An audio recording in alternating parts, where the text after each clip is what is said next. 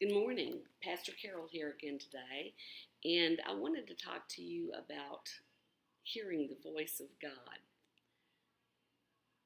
I wrote a poem last week, and I'd like to share that with you. It's called Like the Sound of Many Waters. Like the sound of many waters is the voice of our Lord God, not the playful sound of the babbling brook, nor the sound of rain as it hits the roof, not the sound of the bathwater circling the drain, nor the sound of the steam as it powers the train. His is the voice that penetrates my soul. His is the voice that makes me whole. His is the voice that cures every ill. His is the voice that I hear still. Like the sound of many waters is the voice of our Lord God. This poem was based on Revelation 19:6 that says, "Then I heard what seemed to be the voice of a great multitude, like the sound of many waters, and like the sound of mighty thunder peals, crying out, 'Hallelujah, for the Lord our God, the Almighty reigns.'" Today, we're going to go ahead and start with John 10:1. So if you'd open your Bibles to the Gospel of John 10:1, I'd like to read primarily 1 through, 4, and then I'll also pick up with John 10:10, excuse me.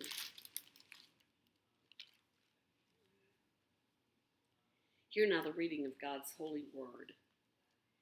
Very truly, I say to you, anyone who does not enter the sheepfold by the gate, but climbs in another way, is a thief and a bandit.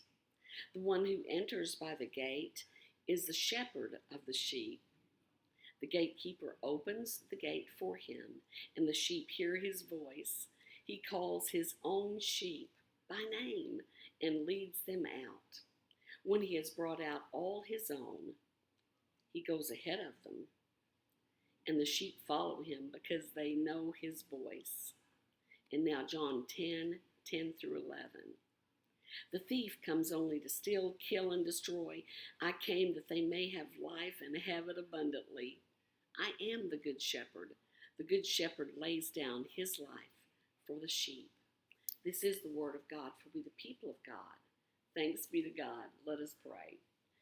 Father, again we have read your word, and we are so drawn to your word, and particularly scriptures that tell us about how much Jesus loves us and models for us the way we should behave.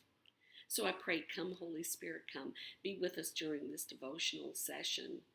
Help us to know, understand, and believe that Jesus is the Good Shepherd, and we can trust his voice. In Jesus' name, amen.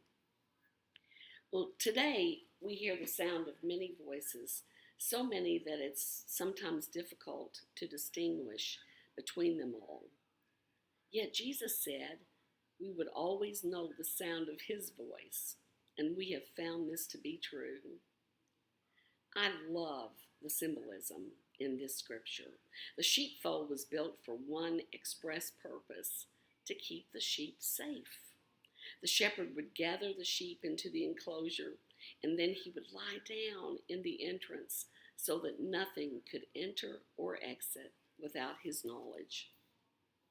Sometimes more than one flock would be kept in the same enclosure, but there was never any concern about the sheep being mixed up with someone else's, because the sheep recognized the sound of the shepherd's voice and would only follow him. You see, unlike cattle who are driven to their destination from behind, the shepherd leads his flock. Jesus warned of religious leaders who achieve status by deception or manipulation. The Pharisees were prime examples of those who knew the law, but they did not understand grace. They were like overlords who drove people to obedience instead of shepherds who led them in love. As I reflect on this scripture, I realize it is not just the sound or the tenor of someone's voice that makes it so familiar. It is the content of what is said. Jesus will always speak truth, but truth will be spoken in love. If we are hearing condemnation, we are not hearing the voice of Jesus. If we are hearing words that cause doubt or fear, we are not hearing the words of Jesus. Jesus warned us that the thief would not be willing to lay down his life for the sheep, nor would he come in through the door. And this would be a way to distinguish between the shepherd and the thief. The shepherd gives life and gives it abundantly.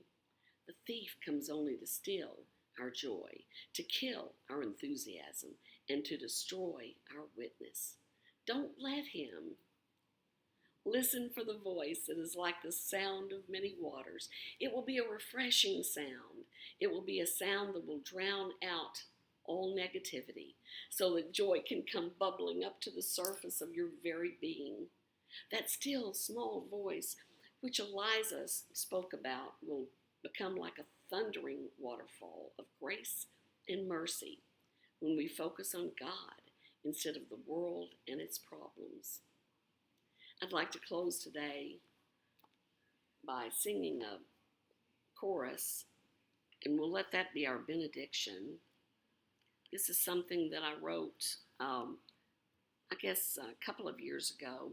We were in the book of Psalm with Reverend Mary Hilliard in our Bible Basics study, and she challenged us to go home and write a psalm.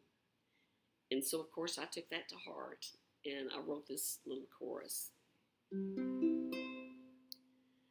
Let the water flow within me, precious Holy Spirit, set my spirit free, place within my heart a brand new melody. Holy Spirit, breathe on me. Take the name of Jesus with you and share him with all you meet. In the name of the Father, the Son, and the Holy Spirit. Amen.